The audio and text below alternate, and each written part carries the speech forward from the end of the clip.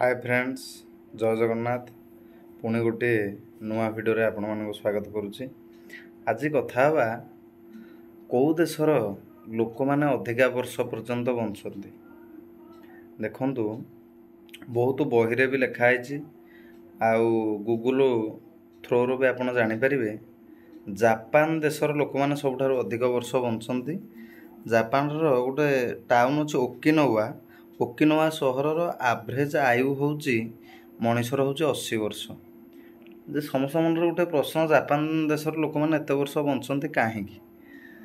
Japan देशर लोक माने बहुत वेजिटेरियन माने बहुत नॉन वेज भी खाती, किंतु रॉ फॉर्म रे से माने खाती। ताको कुकिंग फॉर्म रे माने कुक्ड किमा फ्राइड हेकिना ताको खाती नाही। ताको रॉ फॉर्म रे खाती माने कंचा, ताको खाली सिझाई देबे से माने खाइबे। आउ गोटे मुख्य कारण होउची सेमान तांकर गोटे नियम अछि 2:2। 2:2 माने कोन? अधा खाइले अधा पेट को फांका रखिबे से माने।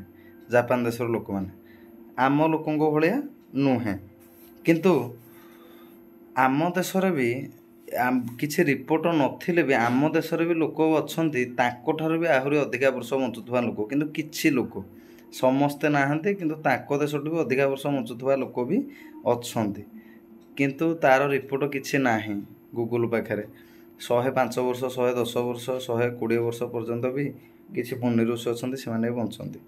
केमिति? तार मुख्य कारण होउची, आ गोटे मुख्य कारण होउची नॉन वेज आपण जमा खाइबे नाही।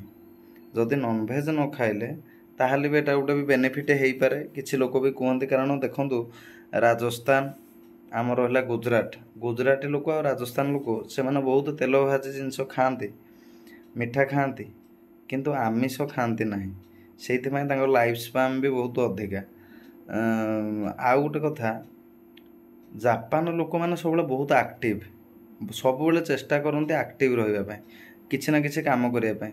आम भारतीय लोक माने बहुत लेजी, सबले डिपेंड माने अन्य ऊपर डिपेंड करन। किंतु जापान रो कॉर्पोरेट सेक्टर रे जो माने भी काम करछंती, बड़ बड़ पोस्ट रे अछंती, से माने भी प्रत्येक काम निज निज जगह को भी ऑफिस को जो जाती साइकिल ले जाती कि चल चलिकी जाती, गाड़ी आदौ नियंती नाही। एक रे पॉल्यूशन होनी, ता संगे तांकर एक्टिवनेस टा रहला, ब्लड सर्कुलेशन टा भल भाबरे हैला। तेणु करी एक्टिवनेस टा ही होउची मनुष्य हेल्दी रहिबार प्रमुख कारण। जेते आपण जेते दामिकिया खाद्य खांतु, जहा करंतु, एक्टिवनेस किंतु टंका पछरे धाइला एक्टिवनेस आपण रहि परिबे नाही।